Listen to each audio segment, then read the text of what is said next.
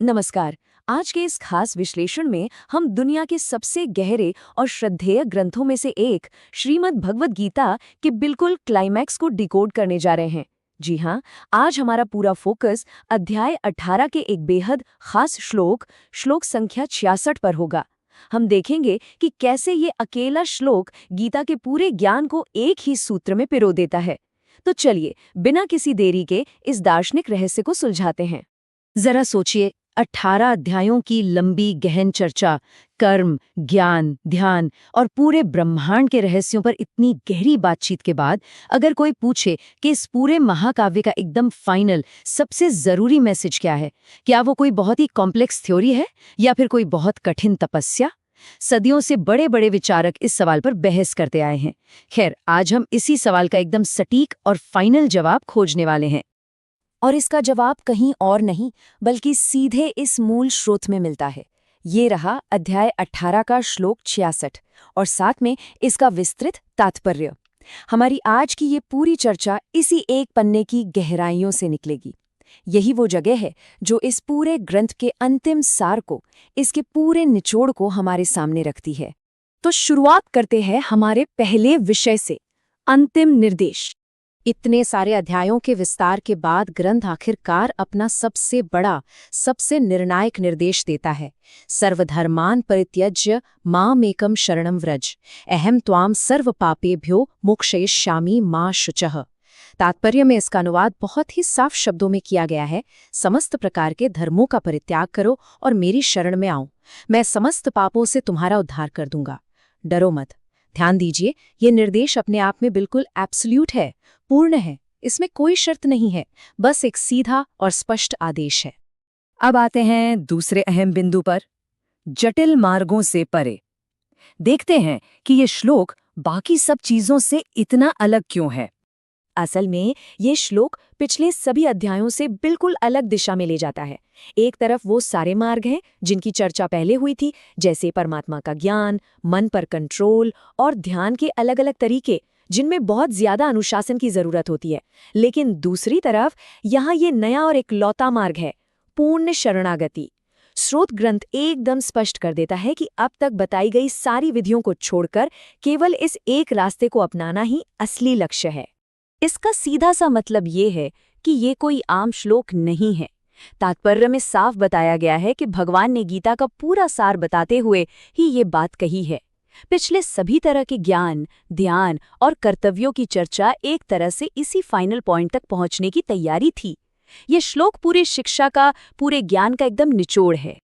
अब हमारे तीसरे विषय की ओर बढ़ते हैं, सच्ची शरणागति को समझना। आखिर इस निर्देश का असली मतलब क्या है? देखिए, अक्सर हम दुनियादारी में शरणागति का मतलब हार मानना या कमजोरी समझ लेते हैं, लेकिन यहाँ ऐसा बिल्कुल नहीं है। स्रोत के अनुसार ये पूर्ण समर्पण और बिना किसी हिचकिचाहट के आश्रय लेने की एक बहुत ही सचेत आध्यात्मिक प्रक्रिया है। ये कोई मजबूरी नहीं है, बल्कि एक बहुत ही एक्टिव फैसला है। इस पूरी प्रक्रिया को थोड़ा और प्रैक्टिकल तरीके से समझने के लिए तात्पर्य में एक और बहुत ही प्राचीन और प्रामाणिक ग्रंथ हरिभक्ति विलास का रेफरेंस दिया गया है। ये ग्रंथ हमें बताता है कि शरणागति कोई हवाई भावना नहीं है, बल्कि इसके बहुत ही स्पष्ट और प्रैक्टिकल स्टेप्स होते हैं। तो शरणागति के कुल 6 स्पष्ट अंग या स्टेप्स हैं। पहला, जो भक्ति के अनुकूल है उसे अपनाने का संकल्प लेना। दूसरा, जो प्रतिकूल है, जो रास्ते में रुकावट है, उसका पूरी तरह से त्याग कर देना। तीसरा और चौथा बहुत गहरे हैं। ये पक्का विश्वास रखना कि भगवान रक्षा करेंगे और सिर्फ उन्हें ही अपना इकलौता रक्षक मानना। और अंत में आते हैं पूर्ण आत्मसमर्पण और गहरी विनम्रता। ये 6 बातें एक बहुत ही मुश्किल फिलॉसफी को एकदम साफ और एक्शन लेने लायक कदमों में बदल देती हैं। इसके बाद हम आते हैं अपने चौथे विषय पर, सुरक्षा का वचन। इस समर्पण का परिणाम क्या होता है? जब कोई इन कदमों को अपना लेता है तो श्लोक का अगला हिस्सा एक ऐसा वादा करता है जिस पर शायद यकीन करना भी मुश्किल हो। अहं त्वां सर्व पापेभ्य मोक्षयिष्यामि, यानी मैं समस्त पापों से तुम्हारा उद्धार कर दूंगा। किसी भी आध्यात्मिक सफर पर चलने वाले के लिए इससे बड़ी राहत और क्या हो सकती है? इंसान को अपने पिछले कर्मों या पापों का भारी बोझ खुद ढोने की कोई जरूरत ही नहीं है।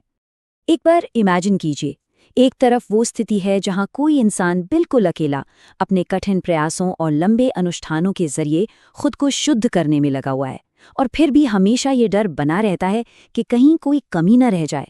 और दूसरी तरफ है दिव्य उद्धार। तात्पर्य साफ कहता है कि जो शरणागत हो जाता है उसे इन भारी भरकम अनुष्ठानों की कोई जरूरत नहीं रह जाती। रक्षक खुद ही उसे सारे पापों से मुक्त कर देते हैं, एक तरह से कहें तो ऑटोमैटिक प्रोटेक्शन। और अब हमारा पांचवा और आखिरी विषय, भय से मुक्ति, जो शायद इस पूरी चर्चा का सबसे सुकून देने वाला हिस्सा है। पूरे श्लोक का अंत सिर्फ 2 छोटे लेकिन बेहद शक्तिशाली शब्दों से होता है, मां शुचः। इसका सीधा सा मतलब है डरो मत या चिंता मत करो। ये शब्द इस पूरे ग्रंथ के अंत में एक बहुत ही मानवीय, बहुत ही अपनापन भरा एहसास जोड़ देते हैं। क्योंकि जाहिर है जब कोई अपने सारे जाने पहचाने कर्तव्यों और अनुष्ठानों को छोड़ता है तो मन में ये डर आना बहुत स्वाभाविक है कि क्या मैं सही कर रहा हूं। बस ये एक आदेश उसी डर को हमेशा के लिए शांत कर देता है। असल में मां शुचः सीधे तौर पर हमारे अंदर की मानवीय चिंताओं, हमारी एंग्जाइटी को एड्रेस करता है। ये हमें सिखाता है कि उन जटिल कर्तव्यों को पूरा न कर पाने की टेंशन अब छोड़ देनी है, अपने पुराने कर्मों के रिजल्ट्स का डर अब छोड़ देना है। लेकिन हाँ, ये सब तभी मुमकिन है जब उस परम सुरक्षा पर 100% भरोसा हो। ये सब कुछ अपने हाथ से छोड़ देने और एक बहुत बड़ी उच्च शक्ति पर विश्वास करने का कमाल का विज्ञान है। तो अगर इस पूरे विश्लेषण को समेटे तो तात्पर्य में बताया गया अंतिम लक्ष्य सिर्फ बिना सोचे समझे आज्ञा मानना नहीं है, बल्कि इसका असली मकसद है एक ऐसी स्टेट में पहुंचना जहां बिल्कुल कोई डर ना हो, एकदम पूर्ण निर्भयता और गहरी आंतरिक शांति। जब इंसान ये समझ जाता है कि उसे खुद को बचाने का बोझ अपने कंधों पर लेकर नहीं चलना है, बस तभी वो एक सच्ची और हमेशा रहने वाली शांति का अनुभव कर सकता है। और इसी के साथ हम एक बहुत ही गहरे सवाल पर आकर खड़े हो जाते हैं। अगर ये ग्रंथ इतने साफ शब्दों में कहता है कि सारा कंट्रोल छोड़ने और पूरा विश्वास करने से परम शांति और निर्भयता मिल सकती है, तो फिर हम इंसानों को सच्ची शांति पाने से रोक क्या रहा है? क्या वो हमारे ही भीतर का अहंकार है जो हर चीज को खुद कंट्रोल करना चाहता है, या फिर शायद पूरी तरह से सरेंडर करने का डर? ये श्लोक और इसका अर्थ सिर्फ सुनकर भूल जाने के लिए नहीं है, बल्कि अपने अंदर झांकने का एक मौका है। इसी एक विचार के साथ हम आज के इस विश्लेषण को यहीं विराम देते हैं। हमारे साथ इस सफर में जुड़ने के लिए बहुत बहुत धन्यवाद।